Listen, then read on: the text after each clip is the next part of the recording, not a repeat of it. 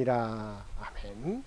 오늘도 말씀과 기도로 목요일 하루를 시작하는 우리 모든 성도들 가운데 하나님의 놀라운 은혜가 언제나 함께하여 주시기를 주님의 이름으로 간절히 축원드립니다. 오늘 통독할 말씀은 욥기 5장에서 8장까지 말씀입니다. 그리고 살펴볼 말씀은 5장과 6장의 말씀입니다. 먼저 말씀을 전하기에 앞서 욥기에 대해서 살펴보면 욥기의 시대적 배경은 족장시대, 창세기에 나오는 아브라함부터 야곱에 이르는 족장시대가 욥기의 배경입니다. 욥기의 형식은 시편, 잠언, 전도서, 아가서와 더불어 시가서에 속합니다. 욥기의 내용은 인간으로서는 도저히 이해할 수 없는 의인 욥의 현재적 고난, 즉 신정론적 모순 상황에 대한 지혜자들의 상호 변론과 하나님의 선언을 통한 하나님의 절대 주권과 인간의 한계를 다루고 있습니다. 이처럼 욥기는 절대 공의로우신 하나님이 존재함에도 불구하고 이 세상에 선악이 혼재하는 현실, 그리고 사람의 기준이나 생각을 뛰어넘는 인생에 대한 하나님의 섭리의 오묘함과 절대 주권 등과 같은 인생의 가장 난해한 문제를 다룬다는 특징이 있습니다. 그럼 구체적인 말씀으로 들어가 보면 우리가 함께 읽은 5장의 말씀은 욥이 당한 고난에 대하여 욥의 친구 가운데 가장 연장자인 대만 사람 엘리바스의 첫 번째 변론이 4장에 이어서 계속되고 있습니다. 엘리바스는 욥의 고난의 원인이 그의 알려지지 않은 악에 있으며 따라서 자신이 까닭없이 고난을 당한다고 탄식한 욥의 행위가 부당하다고 주장한 4장에 이어서 본문에서 악한 인생들에게 형벌로서 주어지는 필연적 고난에 대하여 주장합니다. 본문 1절과 2절을 보면 엘리바스는 먼저 고난 앞에서의 불평은 무익하고 망하는 길임을 강조하였습니다. 그는 여기서 욥의 탄식과 같은 교만한 하소연은 들어줄 자가 없음을 반어법을 사용하여 강조하고 있습니다. 그리고 분노가 미련한 자를 죽이고 시기가 어리석은 자를 멸한다는 격언을 인용함으로써 욥의 불평 어린 탄식은 결국 그의 미련함과 어리석음을 증거하는 것이고 그로 말미암아 그가 완전히 망할 수 있음을 강조하였습니다. 이어서 3절에서 5절에서 이어지는 3절에서 5절 말씀에서 엘리바스는 악인의 멸망에 대한 자신의 개인적인 경험을 제시하였습니다. 즉 미련한 자가 번성하는 듯이 보이는 것을 보고 자신이 저주하였는데 삽시간에 그 자녀들이 심한 공경에 처하고 그의 모든 재산은 가난한 자들의 차지가 되었다는 것입니다. 이것은 7 아들과 3 딸을 잃고 그 모든 재산을 상실한 욥의 재난이 결국 악에서 비롯되었다고 지적한 것입니다. 6절과 7절에서 엘리바스는 불꽃이 위로 날아가는 것과 같은 이치로서 고난은 결코 이유 없이 임하는 것이 아님을 강조하여 욥의 고난은 그가 탄식하는 것처럼 아무 까닭 없이 임하는 것이 아니라 그의 숨겨진 죄 때문이라고 강력하게 지적하고 있습니다. 8절에서 16절까지 말씀에서는 엘리바스가 욥을 향해 섭리와 공의와 궁일로 통치하시는 하나님을 의뢰할 것을 촉구하는 내용입니다. 8절을 보면 엘리바스는 먼저 나라면 하나님을 찾겠고 내 일을 하나님께 의탁하리라고 함으로써 욥에게 고난 앞에서 불평하고 탄식하는 대신에 하나님을 의뢰할 것을 촉구하였습니다. 이는 달리 말하면 자신의 죄를 회개하고 하나님께 그 처분을 맡기라는 것입니다. 그리고 그는 낮은 자를 높이고 슬퍼하는 자를 일으켜 안전한 곳에 두시며 강교한 자를 꺾으시고 곤비한 자를 높이시는 하나님의 섭리와 공의와 긍휼을 말하며 욥이 하나님을 의뢰해야 할 근거를 제시하였습니다. 그리고 17절에서 엘리바스는 먼저 욥을 향하여 하나님께 징계받는 자에게는 복이 있나니 그런즉 너는 전능자의 징계를 업신여기지 말지니라고 촉구하였습니다. 여기서 엘리바스가 하나님께 징계받는 자에게 복이 있다고 한 것은 비록 징계가 괴로운 것이기는 해도 하나님의 관심의 대상이 되고 있다는 점에서 한 말입니다. 즉 욥이 비록 죄 때문에 하나님의 징계를 받아 고난 가운데 있기는 하지만 그것은 하나님께서 아직 그에게 관심을 두고 있다는 증거가 되므로 하나님의 징계로 말미암은 고난으로 인하여 불평하고 탄식함으로 하나님의 징계를 업신여기지 말고 그 징계에 순복하라는 것입니다. 그러면서 그는 하나님의 징계를 업신여기지 말아야 할 이유로 하나님은 잘못을 징계하면서도 용서하시고 상하게도 하지만 낫게도 해주시고 환난이나 재앙 가운데서도 구원해 주시기 때문이라는 것입니다. 또한 엘리바스는 욥이 하나님의 징계에 순복하며 회개할 때에 임할 복을 반복적으로 나열함으로써 욥에게 불평을 그치고 회개할 것을 강력하게 촉구하였습니다. 욥기 6장과 7장은 엘리바스의 제1차 변론에 대한 욥의 반박과 하나님을 향한 기도를 다루고 있습니다. 6장 1절에서 7절까지 말씀에서는 욥이 자신의 탄식의 이유와 그 정당성을 제시하고 있습니다. 본문을 보면 우선 욥은 자신의 친구들이 듣기에 경솔하게 들리는 탄식을 할 수밖에 없었던 이유를 제시하고 있습니다. 즉 자기에게 임한 재앙의 무게를 달아보면 바다의 모래보다 무거울 것이라고 함으로써 자신의 친구들이 듣기에 경솔하게 들리는 탄식을 하게 된 것이 그의 견딜 수 없는 극심한 고통에서 비롯된 것임을 밝혔습니다. 그리고 자신에게 임한 고통에 대해서는 하나님께서 욥 자신을 관역으로 삼아 쏜 독 묻은 화살로 묘사함으로써 그 고통이 이해할 수 없고 갑작스럽고 감당할 수 없는 것임을 나타내고 있습니다. 또 욥은 계속해서 자신의 탄식의 정당성을 주장하고 있는데 들나귀야 소가 우는 데에도 다 타당한 이유가 있듯이 그의 탄식에도 그만한 이유가 있다고 주장하였습니다.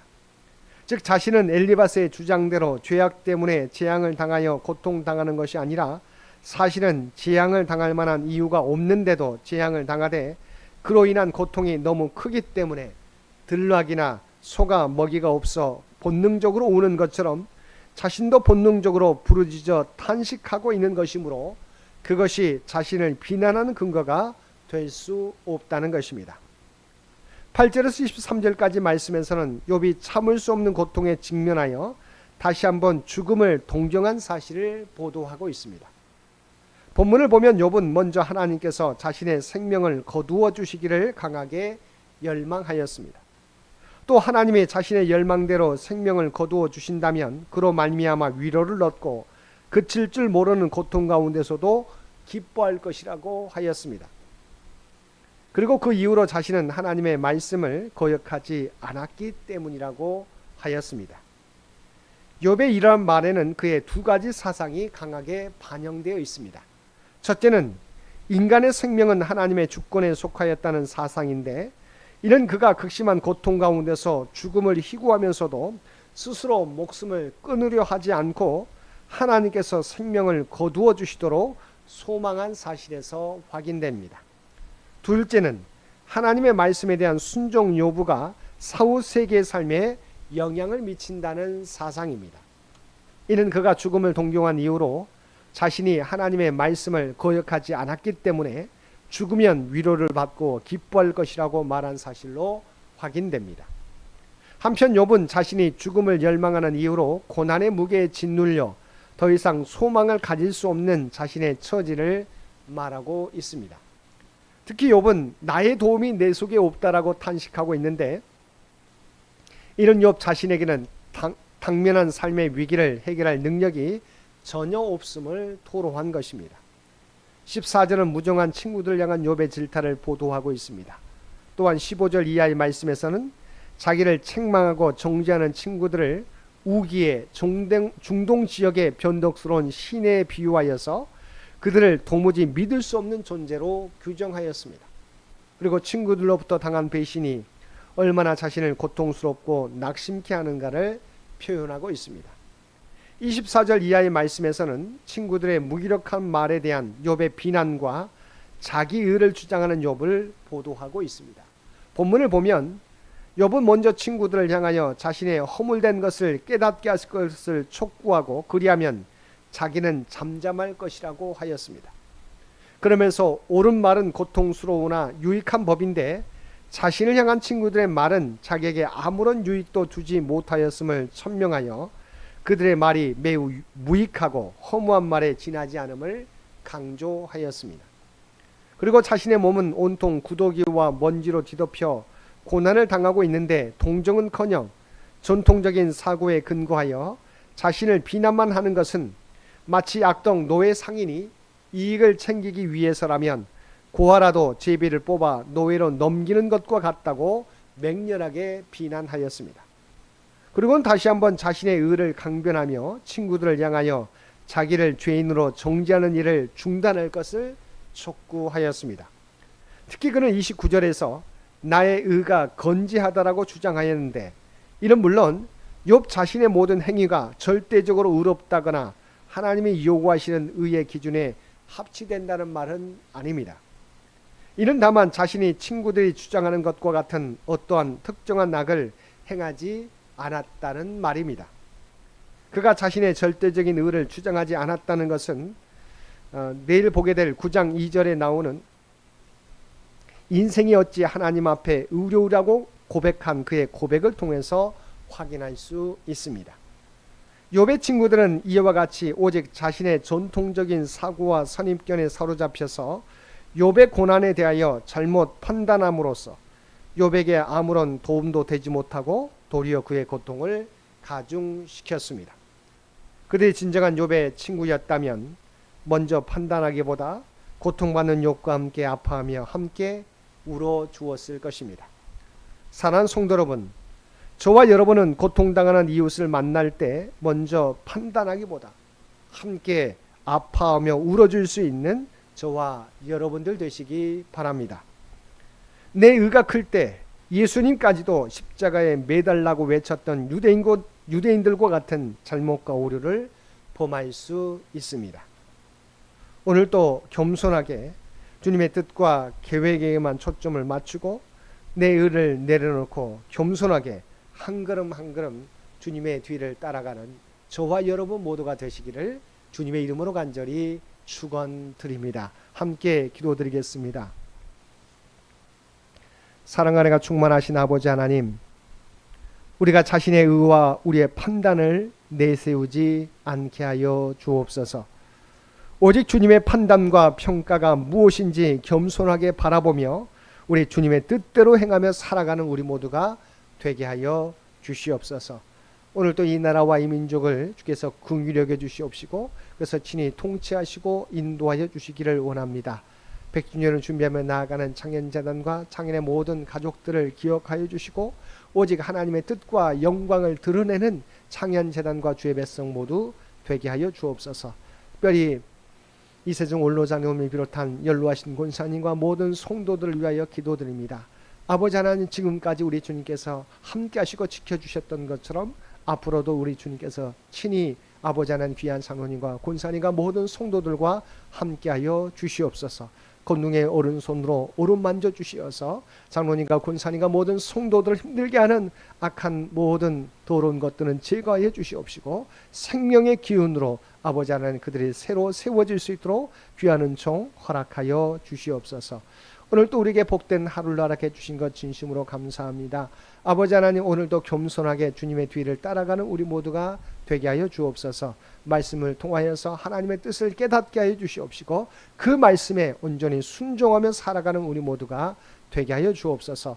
또한 우리가 하나님의 구원받은 백성이라고 하는 정체성을 가지고 우리가 발을 딛고 살아가는 삶의 현장에서 그리스도의 아름다운 향기와 선한 영향력을 드러내며 살아가게 하여 주옵소서. 이 모든 간구 우리를 구원하여 주신 예수님의 이름으로 간절히 기도드리옵나이다. 아멘.